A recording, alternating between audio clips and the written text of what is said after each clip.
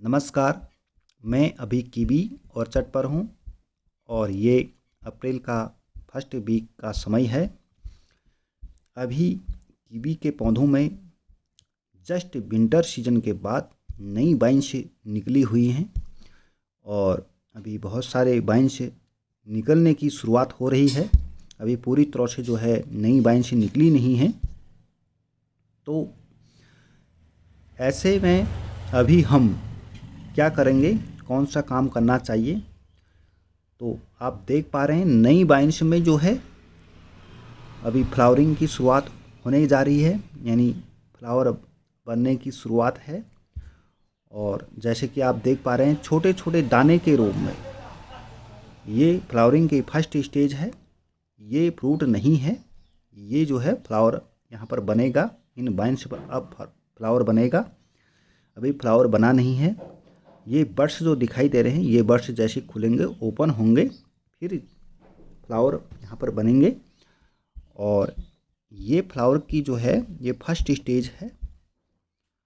और इस तरह से तो जब आपके ऑर्चिड पर कीवी ऑर्चर्ड पर इस तरह का स्टेज दिखाई दे, यानी फ्लावर की जो फर्स्ट स्टेज दिखाई दें, तो ऐसे स्थिति में आपको जो है पौधों में संतुलित मात्रा में खाद पोषक तत्व दे देना चाहिए। और कैसे देना चाहिए वो पूरी वीडियो में मैं आपको बताऊंगा। और अभी जो है बाइंस जो है निकलने की शुरुआत है और इन बाइंस पर जो है फ्लावर बनने की भी शुरुआत हो रही है। तो नई बाइंस पर ही फ्लावर बनता है, यानी फ्रूट बनता है। और अभी जस्ट विंटर सीजन के बाद ये आप देख पा रहे हैं ये अप्रैल का फर्स्ट वीक चल रहा है। तो हमें अब खाद उर्वरक कैसे देना चाहिए कीवी के पौधे पर संतुलित मात्रा में, तो वो पूरी जानकारी देंगे। सबसे पहले हम जो है थावले को कम से कम 20 से 25 सेंटीमीटर खोद लेंगे। ये बहुत ज़रूरी है, इसको थावले को खोदना बहुत ज़रूरी है। अगर हम थावले को खोदते नहीं हैं और ऊपर से खाद दे देते हैं, ऐसे ही थावले के ऊपर से खाद दे देते हैं, तो ये बहुत नुकसानदायक है। कीवी के लिए भी इसका कोई उपयोग नहीं है, यूजलेस है। तो हमें जो है थावले को पूरी तरह से या रिंग मेथड से खाद देना चाहिए थावले में, या थावले को पूरी तरह से खोद सकते हैं। आप देख पा रहे हैं ये जड़ें दिखाई दे रही है जाल जैसी, ये थावले के जस्ट ऊपर ही ये जड़ें दिखाई दे रही हैं आपको। ये कीवी की जड़ें हैं, हमें इनको निकाल लेना चाहिए। क्योंकि जब हम खाद उर्वरक थावले के ऊपर ही रख देते हैं तो ये ऐसी स्थिति उत्पन्न होती है। क्योंकि जड़ें जो हैं कीवी की जो खाद पोषक तत्व लेने वाली जड़ें होती हैं वो नीचे से ऊपर की ओर आ जाती है।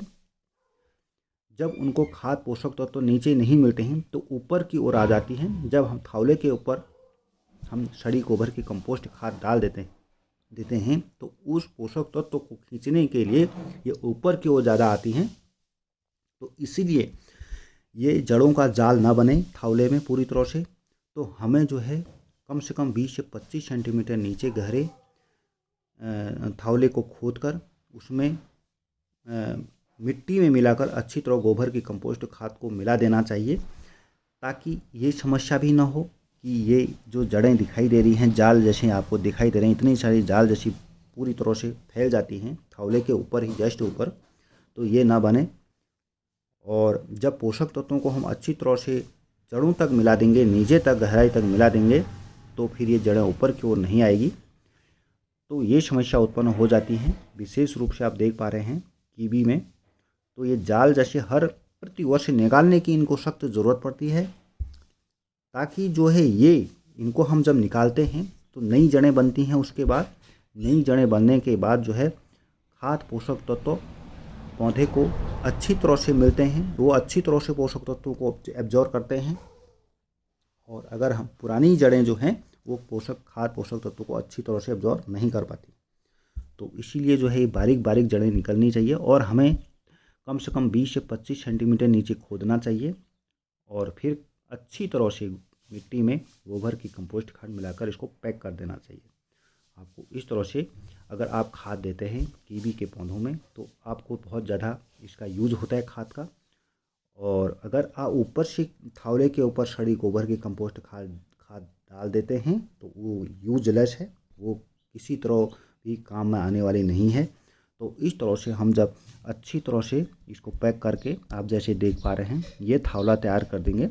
हमने पूरी तरह से केवी के गहराई तक जो है गोबर की कंपोस्ट खाद दे दी है और अब इसको ऐसे इस तरह से हम थावला बनाकर इसमें जस्ट उसके बाद तुरंत जो है हम इसमें सिंचाई कर देंगे। पूरे तरह से पानी से भर के इसको हम पानी यानी सिंचाई कर देंगे।